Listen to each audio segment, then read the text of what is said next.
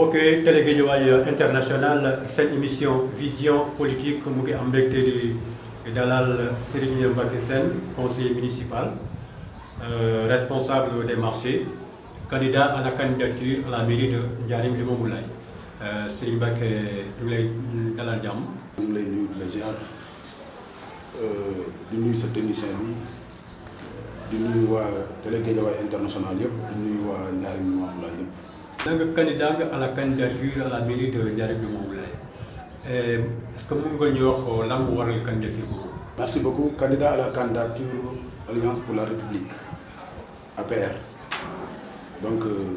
candidature bi li ko waral c'est juste pour développer suñu commune nit bu dëkkee ci dëkk yàgg fa dëkk bi defal ko lépp lu mu am war na koo delloo dëkk bi donc taxawaay bi mooy lu développer commune bi. effectivement wax candidature wax programme ban programme nga fas yéene présenter électeurs yi pour ñu mun la fal. programme commune collectivité territoriale yi dañu am ay domaine de compétence yu leen transféré bépp domaine de compétence bu ñu transféré commune yi am nañ ci ay xalaat li nga xam ne moom la ñu nekkoon depuis 2009 ñu ngi fi ñu ko ay conseillers 13 ans ku ko def ci benn institution am nga ci expérience. yàgg nga fi ah. waaw xaw naa fi yàgg tuuti bëgg naa beneen mandat balaa may jox leen ngay xale yi nga xam ne ñoom ñoo nekk suñu ginnaaw bi yoon dama bëgg a jiite commune bi jiite commune bi nag dafa am lu muy àndal li muy àndal mooy programme comme ni nga ko waxee mu am ay acquis yu fi nekk yoo xam ne suñu kilifa du suñu xarit le feu maire bay monsieur le maire bay di sëy ñu koy ñaanal yàlla suñu borom yërëm ko tabal ko àjjana ñaanal njabootam gi fi bàyyi yëpp deret ak politique yàlla dafa leen jàmm ndax def na ci commune bi lu nga xam ne ku fi toog bëgg a def lu ko ëpp di nga góorgóorluwaat di nga laxasuwaat alors ñun ñu ànd ak moom di liggéey pendant 7 ans mu bàyyi ñu ndono loo xam ne dañ ko war a sàmm yokk ko donc ci loolu lañ nekk lépp loo xam ne acquis la am nañ ko dañ ko préserver li nga xam ne mébatoon na ko war koo def incha allah bu ñu yàlla joxe commune bi dinañ ci taxaw ci domaine de compétence yëpp nag ñett nag moo ci ëpp solo ci ñun mooy santé éducation ak environnement sur le plan social ñëpp xam nañu taxawaay yi nga xam ne am nañ ko fi dinañ ko yokk ci kàttanu yàlla. mais ñu ngi wax ne bay di sëy yàlla suuf sedd ci kawam dana naqati remplacer est-ce que ci ñuy dawal idée boobu ci nga bokk. waaw dina naqaree remplacer ci ñi nga xam ne mosuñu ko côtoyer ci gestion mais dina neex a remplacer pour ñi nga xam ne ñun ñi nga xam ne àndoon nañ ak moom durant 7 ans yi nga xam ne moo fi la fi nekk jàngal ñu wan ñu yar ñu ubbi suñu bët ci li nga xam ne noonu la ñuy gérer collectivité territoriale kon ñun day yomb parce que dañuy ñëw rek continuer dina jafe ci ñi nga xam ne mosuñu ko côtoyer parce que xamuñu woon philosophie bi nga xam ne moom la doon doxee ñooñu bu ñu ñëwee à la kulli àll dañuy jàng commune bi nag soxlawul pour le moment ñi kuy jàng ku mokkal di tari la soxla parce que lépp urgence la kon ñun ñi nga xam ne ñoo àndoon ak moom 7 ans ñun day yomb ci parce que dañuy continuer keneen ku nga xam ne nag vraiment àndoo woon ak moom ci liggéey boobu wala jege woo ko woon ci gestion bi à la kulli àll doo ko mën a remplacer parce que da ngay jàng. yeneen candidat yoo xam ni pratique bu ñu mairie bi waruñu fa nekk. non waruñu fi nekk du ma ko wax parce que population yi ñooy dénkaane ñoom ñooy dénk ku ñu wóolu waaye dama jàpp ne loolu nekkul ndongoom mënoo nekk sëriñam ku nga xam ne amoo benn expérience amoo benn vécu ci collectivité territoriale buñ la ko dénkee da ngay ñëw di jàng balaa ngay jàng bay mokkal mandat bi jeex li gën ñu jox ko ñi nga xam ne am nañ expérience am nañ vécu dund nañu loo nga xam ne ci collectivité territoriale yi lu ñëpp xam la donc li ñu war a def ñu ko fi def ñëpp gis nañ ko. dénk ko ñooñu moo gën a yomb ko dénk ko koo xam ne vraiment day ñëw di jàng. ci sa programme wax nga léegi santé lan ngay fas yéene en détail un peu ci boo ko bëggoon détaillé lan ngeen bëgg a def ci santé bi nga xam ni amu fi. d'abord personnel bu qualifié bay di def na ay recrutement bi mu ñëwee yu am solo ñoo xam ne def nañu ci poste de santé bi plus de 20 ans kenn mosu leen amuñu sax contrat moom jël na leen utal leen contrat ñi mu embauché leen. 1 mois avant moo génn àdduna joxe na 3 millions pour fauteuil dentaire donc personnel bu qualifié bâtiment bi am na taw boo xam ne bu ko tawee day inondé loolu war nañ ci xalaat am nañ ci ay xalaat ñun ak moom ñu ko doon xalaatandoo yàlla dogal na mu génn àdduna bu ñu ñëwee xalaat yooyu dinañ ko jëmmal dinañu def de sorte que ndox mi dootu leen sonal dinañ def de sorte que dinañ am personnel bu qualifié bu doy médicament li mu ci doon joxe xam nañ ko dinañ ko yokk parce que bu ko budget bi permettre parce que budget aussi prévision la dañuy uti xaalis bi xam ne ni ñuy def ba am ko donc loolu moom vraiment dinañ ci taxawaay bi nga xam ne moom moo war a am incha allah. côté environnement bi. waaw côté environnement xam nga saa yoo xëyee di nga gis FERA bi ville de Guédiawaye ñuy nettoyé di nga gis ñi nga xam ne ñoom ñooy régie bi ci commune bi ñuy nettoyé suuf si boo ko dindee bu subaa bu ko ngelaw la ñëwee mu yëgaat ci kaw li ñuy war a njëkk a def mooy pavé dëkk bi ku xool Njaaréem xam ne manqué na ay garab rawatina ci école yi environnement cadre de vie dafa nekk lu ñu soxla bu tawee gis nga dëkk bi di mel loolu dafa am yoo xam ne vraiment commune bi attan na ko yi mu attan na ko supporté yi mu attanul en collaboration ak état parce que boo nekkee maire démembrement de l' état la mairie démembrement de l' état la war nga mën a am collaboration bu baax ak état bi ba li nga xam ne soxla nga ko ci sa commune ñu mën koo def bi ci des mooy partenariat ñun ñu ngi voyager tout le temps ci pays arabes yi am nañ ay partenaires yu bare yoo xam ne ñu ngi doon liggéey ak le feu maire Baydi Seye donc yaakaar naa bu ñu ñëwee toog fii day gën a yomb ci ñun en tout cas dëkk bi manqué na ay garab ñëpp xam nañ ko école yi boo fa duggee manqué na ay garab ñëpp xam nañ ko dëkk bi war nañ ko gën a ñoŋal dafa ay pavage yoo nga xam ne boo ko balee tey mën nga toog 3-4 jours dootoo ko bale mais boo ko balee tey bu subaa da nga koy balewaat parce que am na luy téye suuf si li ci des mooy am na benn projet bu am solo bu c'est génial bu fi nekkoon boo duggee ci yenn quartier yi di nga gis ne kenn tuutul ndox ci mbedd mi donc loolu am solo loolu war nañ ko améliorer yooyu dafa am solo parce que da nga doon dugg ci mbedd boobu da ngay yëkkati sa yére pour mën a dox léegi am na quartier yoo xam ne boo fa duggee gisatoo fu ndox di taa parce que am na ay puisards yu ñu fa def yoo nga xam ne kër bu nekk am na ko. mais projet amoon na fi. am na fi mais après mu mujj pratiquement egguloon. non projet bi dafa jeex durée de vie dafa jeex war nañ mën a am yeneen projet yu ko remplacer yu jëm ci environnement boo génnee fii di nga jàkkaarloo benn jardin boo nga xam ne am na association bu amoon financement gis nga ni ñu ko def bu ñu ko defee place yi nga xam ne moo fi nekk yëpp xale yi dinañ am fu ñu fooyee nit ñi dinañ am fu ñu féexlu ndox mi dootul nekk ci mbedd mi bi ci des mooy lu ëpp solo kenn mënul wax environnement te bu sa foos feesee nga gas ci mbedd mi il faut ñu am ay hydrocureur il faut ñu am ay hydrocureur yuy def violence yi comme amuñu assainissement mais il faut ñu am ay hydrocureur mais sa foos fees nga gas ko sa buntu kër mais da ngaa déplacer problème bi alors dañ ko war a utal solution définitive donc loolu ñu ngi ci bindoon nañ benn projet ci c'est génial jàllul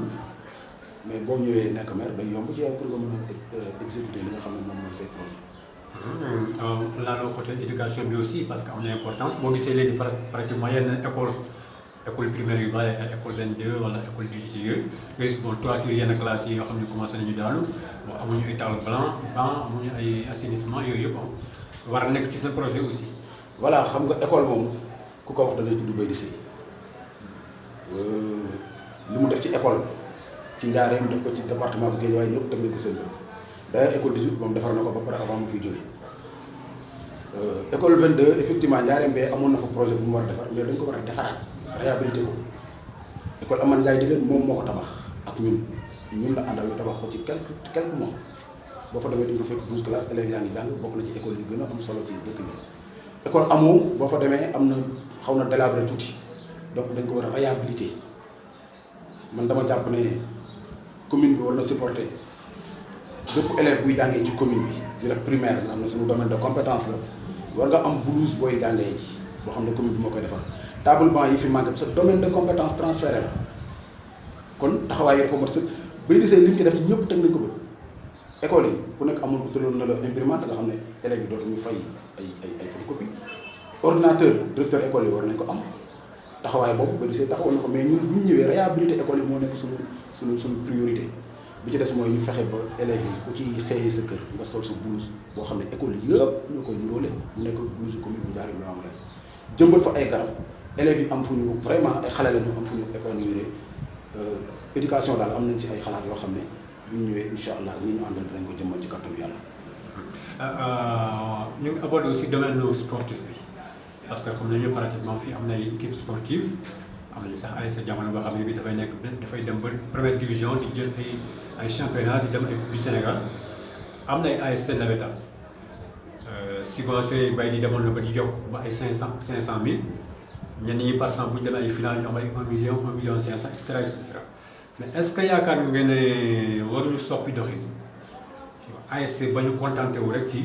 ay subvention bu nawetaan bi jeexee boo ñu consommer subvention bi bu nawetaan bi jeexee kenn du leen dégg ndax ngeen war a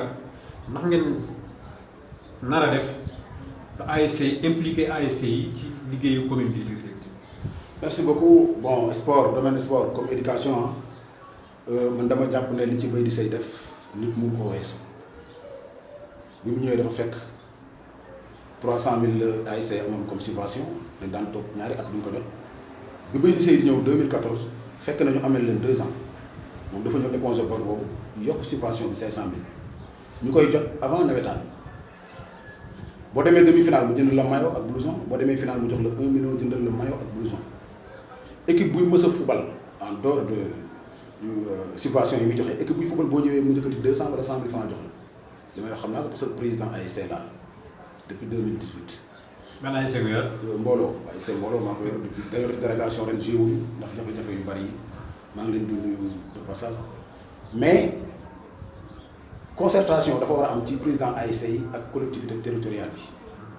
parce que boo xoolee Covid bi mu amee Baydi Seye dafa woote fii ak président ASC yi ñu def nawetaan Covid football luñu mais joŋante nañ ci set ak setal ak defar ak taaral sensibiliser ñi nga xam ne ci ñooy population yi ci Covid bi mu nekkoon lu am solo lu nga xam ne initiative am la ànd ko ak président ASC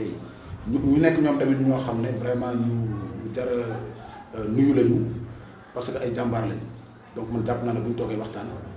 dañuy maintenir li fi Baydi Seye def mais dinañu mën a innover ba nga xam ne ñoom dinañ mën a am ay ressources yoo xam ne du jóge ci mairie bi parce que liy jóge ci mairie bi nga jot ko boo ci yokkee ressources yi nga xam ne propre la yaakaar naa day gën a am solo te loolu ay xalaat la yoo xam ne effectivement war nañ ci liggéey. ku wax également gestion communale nga wax aussi contact ak relation avec les groupements économiques ci jigéen yi ensuite l'emploi des jeunes yooyu yëpp est-ce que yéen ci xalaat aussi. waaw loolu organisation la laaj mais xam nga emploi des jeunes compétence domaine de compétence transféré c'est l'État mais dañu war a organiser suñu ay jeunes utal leen ay këyit groupement de famille comme ni ko Baydi Seye doon defee parce que am na ci ñu ma boole loon ñoo xam ne seen ay récépissé wala seen ay këyit ñun ñoo ko toppatoo ku ci nekk mu yëkkati somme bi nga xam ne moo ko war a toppatoo boole laa ki koy toppatoo ñu dem lijjanti ko ba ku nekk am ay këyit ñu organiser leen ba nga xam ne dinañ mën a jot capter ay financement fii ñu toog di wax ak yow ni suñu jigéen suñu soxna suñu xarit di Fat Ndiaye madame Ba mi ngi ci def liggéey bu am solo boo xam ne liggéey bu yàgg la mais mi ngi doog a fruit yi ñu ngi koy doog a jëfandikoo boo demee fii ci fii ñu nga xam ne fa la DER logé chaque mardi ñu financé jigéen ñi donc man chef d'entreprise daal xam nañ nan la ñuy def ba am xaalis financement xam nañ la ñuy def ba capté ko mi ngi fi aussi information rek moo des il faut ñu informer nit ñi organiser leen ñu dem jëli ko parce que état moo koy joxe te ñëpp ci lañ bokk donc loolu waxtaan la bu yaatu bu ñu war a waxtaan ñu yaatal ko ci jigéen ñi nga xam ne ñoo fi nekk ak jeunes yi former jeunes yi aussi bu ñu la joxee financement te formé wuñ la da nga koy lekk ci ñaari fan wala mu topp la loolu rôle collectivité territoriale yi mooy former nit ñi informer leen organiser leen donc loolu incha allah dinañ ci taxaw. mais chef d'entreprise mais dégg naa aussi ci yoo xam ni pratiquement gars yi aussi mairie bi dafa doon bëri loxo parfois. man mosuma am marché ci mairie parce que mënu mu nekk conseil municipal di am marché ci mairie bi ñu ngi liggéey nag di suturlu ñu ngi sant yàlla bu baax a baax fi nga xam ne foofu lañ ko war a amee ñu ngi ko fay uti te ñu ngi koy am mairie bi mosuñu bëri loxo ci dara dañ ñoo fal mandat bi jeex population yi wóoluwaat ñu falaat ñu mandat baa ngi ni jëm ci jeex dañoo bëgg ñu falaat ñu pour falaat ñu nag dañoo bëgg a nekk maire bi yoon dañoo bëgg a jiite parce que lii ñu jàng jàpp nañ ne war nañ ko mën a tari ci commune bi. am na aussi problème mu étudiant Guédiawaye yi nekk université Alioune Diop Bambey ñu ngi def benn communication seen président temps yi naan 248 lañu 248 étudiants Guédiawaye yëpp yu nekk université Alioune Diop bu Bambey amoon nañu à l'époque 4 bâtiments ñu luye leen ko mais léegi dem na ba 2 bâtiments moo leen dese te depuis 2018 ba léegi jotatuñu subvention commune na mairie ville lan nga xalaat ci yooyu par exemple yéen seen mairie Ndiarème Limamoulaye ñu mu war a ban côté la mën a jàppale étudiants yi fekk du nekk rek étudiants yu jógee ci Ndiarème Limamoulaye mais étudiants Guédiawaye yëpp. voilà bon loolu du domaine de compétence su commune yi loolu ville de Guédiawaye moo koy gérer enseignement moyen et secondaire ville de Guédiawaye moo koy gérer ñun élémentaire la ñuy gérer mais boo amee sa doom mu génn di uti xam-xam war nga ko faa fekk accompagner ko donc loolu je crois que ñi ñu fal ci communes yi war nañ ci waxtaan ak maire de la ville de Guédiawaye pour mu xool ban taxawaay la war a am ci ñooñu parce que say doom doo leen envoyé fenn ñu jàngi rek nga fàtte leen li war mooy fépp fu doomu Guédiawaye nekk kilifa yi Guédiawaye yi nga xam ne ñoo yilif Guédiawaye war nañoo boole seen doole boole seen xalaat ba xam nan lañ leen di dimbalee nan lañ leen di accompagner mais du domaine du domaine de compétence bu nga xam ne war nañ ci agir directement donc li ñu mën rek mooy en collaboration ak la maire le maire de la ville de Guédiawaye ñu xool ban taxawaay lañ ci mën a am parce que say doom fépp fu mu nekk war nga leen faa fekk ak sa jàppale parce que ci dëkk bi lañ bokk aussi. mais Ndiarème Limamoulaye bari na ay candidats ku nekk bëgg nekk maire quoi. waaw ku nekk dafa bëgg a nekk maire pour def xalaatam ci dëkk bi loolu man dama koy rafetlu képp ku jóg ne dama bëgg a jiite dëkk bi jàpp naa ne am nga xel am nga xalaat am nga xam-xam am nga capacité yu développer dëkk bi mais kenn rek ku mën a jiite ñi ko bëgg ñëpp dinañ toog waxtaan population yi tànn kenn ci ñoom ñëpp war a ànd ak moom ñu doxal dëkk bi ku am xam-xam wala nga am xalaat wala nga am ay pexe yu doxal dëkk bi bu la population yi tànnoon waroo dem toog croiser say bras war ngaa indi li nga xam ak say relation ñu ànd ñun ñëpp doxal dëkk bi donc effectivement candidat yi bëri na mais dama jàpp ne kenn ku ci nekk jàpp nga ne yow ci yow la dëkk bi war a développé donc loolu dañ koy rafetlu moo gën ñëpp toog di xaar amuñu candidat wala ñu jëral ci biti candidat dañu ko indi donc doomu dëkk bi nañ taxaw ku nekk laaj bu ñu joxee ki ñuy jox ba pare ñëpp ànd jàppale. mais mu nekk tam ci jàmm ak salaam mu bañ a nekk ay xiiroo ak ngaayoo ak xeexante fii ak xuloo fii tout ça kan. waaw mënul bañ a nekk ci jàmm parce que ñi fi nekk ñëpp ay bokk lañu am na ci ku déclaré candidature comme ni ko déclaré ñoo bokk benn quartier Pape Gallo Ndiaye di sama frère sama xarit la sama mag la ñu bokk benn dëkk benn koñ moo dox sama diggante ak koñam kooku mënuñu seq lu dul jàmm yeneen candidat yi nekk ci yeneen quartier yi aussi ku ci nekk seq naa ak yow loo xam ne am na ko ci tudd léegi muy Modou Faye moom sama xarit la léegi leen tàqali ko kon fii jàmm rek moo fi mën a am àndandoo liggéeyandoo ensemble ku nekk uti ci daal ak jàmm ku am ñu félicité la ñu amoon ñu encouragé leen ñu àndandoo liggéey pour 5 ans yi di ñëw. yéen yëpp candidat à la candidature ngeen ci Benno Bokk Yaakaar mais da ngeen di xaar signaler chef bi daal il faut que Macky Sall ne leen diw laa tànn wala diw laa tànn. waaw ay nit bu ñu àndee faw mu am ku leen yilif ñun Benno Bokk Yaakaar APR ak Benno Bokk Yaakaar Macky Sall mooy suñu kilifa mais du moom moo ñuy tànnal candidat man jàpp naa ne Njaareem dinañ waxtaan ba déggoo ci kenn ne ko ci diw mi lañ déggoo mu validé ko man jàppuma ne Njaareem war nañ am problème bu toll ni dañuy yóbbu duñu lijjanti war nañoo waxtaan ci suñu biir ba tànn d'accord ci kenn candidat consensus bu ñu amee consensus man jàpp naa ne dañuy proposer kooku président Macky Sall mu entériné mais bu ñu defut loolu matuñu li ñu war a mat nekkuñu li ñu war a nekk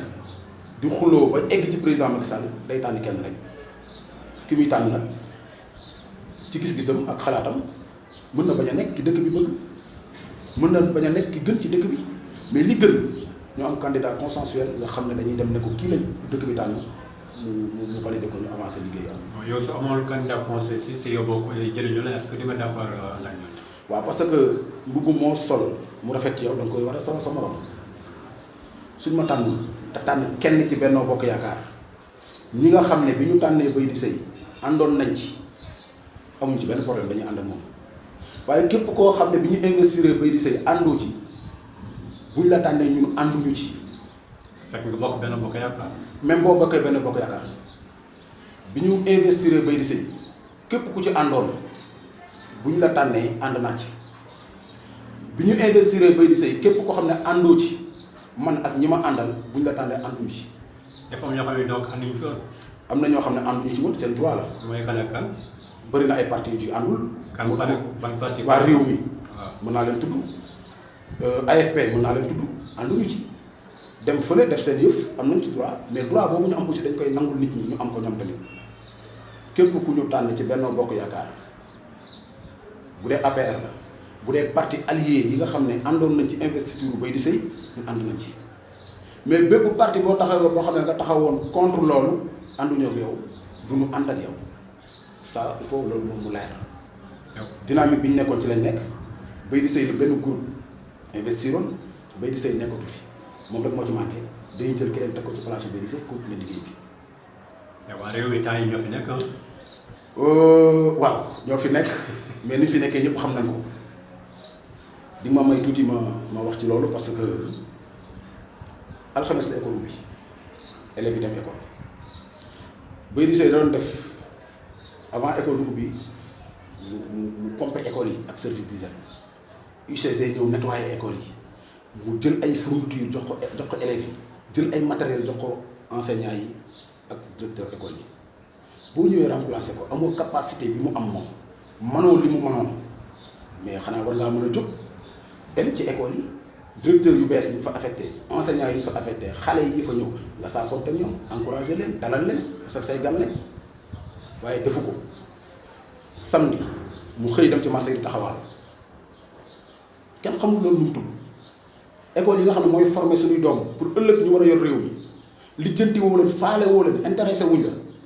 alxames àjjuma samedi nga dem ci marché bi di taxawaalu di tëggi pot loolu vraiment ñun dañ koy ñaaw doxalin boobu doxalin bu rafet doxalin boobu doxalin bu nga xam ne moom la njaarim tàmm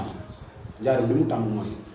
suñuy doom bu ñu waree dem école nga xam ne fa la ñuy formé ñi nga xam ne ñoo war a jiite réew mi ëllëg Baydi Seye la leen fekk ak li mu am fekk leen fa ak jëmbam fekk leen fa ak équipe am ku amul doo joxe waaye sa jëmb ji war ngaa ñëw taxaw saafoonte nii ay gan buñ la yónnee ay gan sa dëkk war ngaa xam gan ñu yónnee ñan la kan mooy directeur bu bees bu ñu affecté ban enseignant lañ fa affecté xale yi nga encouragé leen jàppale leen booster leen pour que ñu mën a am ay résultats mais dara moom daal mu ngi fi ak ay gaayam di def li ko neex di def li muy def kan xamul lan la demoo ci école yi xëy suba dem ci marché yi di taxawaalu kan xamul loo fa doon def loolu aussi kan xamul lu mu tudd. waaw mais malgré tout xam nañu également comme li nga waxee léegi fekkente ni ngeen d'accord leen par exemple yéen ak ñoom président Macky Sall war a désigner te xam ngeen yéen yëpp diggante Mbour ak Soow bi bu président Macky Sall ne par exemple jël leen maintenir leen l'actuel maire te bu nekk réew mi est-ce que yéen daa ngeen ci d'accord. bon bu dee maintenir leen actuel réew mi suñu position dafa leer dañu ne képp ko nga xam ne bi ñu investir Baydi Seye ànd nga ci investiture boobu bu la président investir ànd nañu ci bu la population yi investir ànd nañ ci képp ko nga xam ne bi ñu investir Baydi Seye wax nga ci wala nga def ci leneen lu bokkut ak ànd ci loo yow foo ne nekkuñu fa ci loo ne nekkuñu ci c'est très clair loolu mooy suñu position. sëñ Mbacké Sène ñu ngi egg ci cappaandaw waxtaan bi sa kàddu mujj. waaw di leen sant di leen gërëm di ñaan yàlla suñu borom mu defal ñu jàmm ci dëkk bi boole xol yi ba fi nu bëgg a jëmalee njaareem ñu am laa ñu jëmale ko fa Baydi Seye daf doon wax ne man bi ñu ko falee rawante laa gëm te rawante bu nekk paye laa ci bëgg a jël feeñ na ñetti weer avant bi mu gaañoo ñetti weer rek am na document buy génn wane ne njaareem ci région de Dakar mu jël 8e non ci région de Dakar mu jël paye sur le plan national mu jël 8e kon li mu doon wax ne rawante laa gëm yàlla fay na ko dëggal na ko alors ñu ngi ñaanal ñëpp jàmm ak salaam dem ci élection yi ci jàmm ak dal ñëpp ay bokk lañ ñu ngi gërëm nag di nuyu bu baax suñu coordonnateur monsieur Abdou Sène nga xam ne ku am yar la ku am teggin ku respecté doomu aadama maa ngi gërëm bu baax groupe bi nga xam ne mooy njabootu Baydi Seye gi ñuy ci politique góor ak jigéen mag ak ndaw boo jéemee lim da ngay fàtte donc góor ak jigéen mag ak ndaw képp ku nga xam ne àndoon nga ak Baydi Seye di def politique continuer liggéey boobu nga xam ne Baydi Seye du woon jëmb ju taxaw mais vision la woon philosophie la woon ñu ngi lay sant di la gërëm ci taxawaay yi di féliciter aussi Khalifa Ababacar Dione mooy premier adjoint au maire nga xam ne vendredi bi passé lañ ko la gagné élection bi taxawaay bi nga xam ne moom la ci ñëpp taxaw les conseillers ak non conseillers yi nga xam ne njaboot gi la ñu ngi leen di sant di leen gërëm di leen ñaanal soo nuyoo Ablaye Ba nuyu nga góor ñëpp boo nuyoo Néné Sall mooy nuyu nga jigéen ñëpp ñu ngi sant ñëpp di gërëm ñëpp asalaamaaleykum wa rahmatullah. bokk Télé Guédiawaye International seen émission vision politique amul mbégte di dalal Serigne Mbacké Sène conseiller municipal responsable des marchés candidat à la candidature à la mairie de Ndiarème Limamoulaye ñu leen di jox dig daje beneen yoon beneen émission vision politique.